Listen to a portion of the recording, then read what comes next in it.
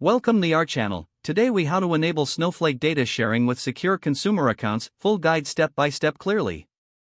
To enable Snowflake data sharing with secure consumer accounts, begin by ensuring that you have the necessary permissions.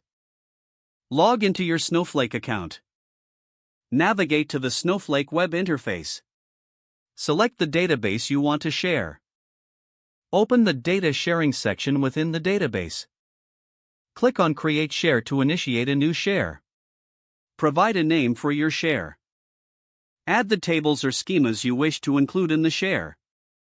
Set the share to secure, ensuring your data is protected. Next, define the consumer accounts that you want to give access to your share. Use the accounts identifier to add each consumer account.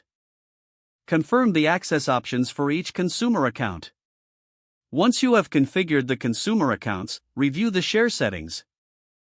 Ensure all details are accurate before proceeding. Click Create to finalize the share setup. After creating the share, communicate the share name to your consumer accounts. Instruct the consumer accounts to log into their Snowflake environments. They will need to use the useShare command to access the shared data. Remind them to periodically check for updates to the shared data.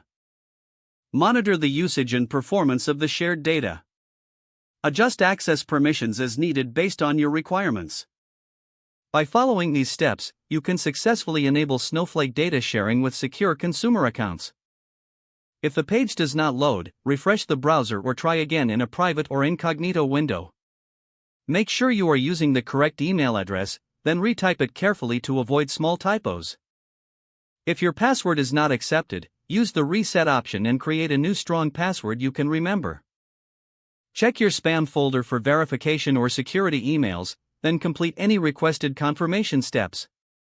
Enable two-factor authentication if available to improve account security and reduce unauthorized access risk.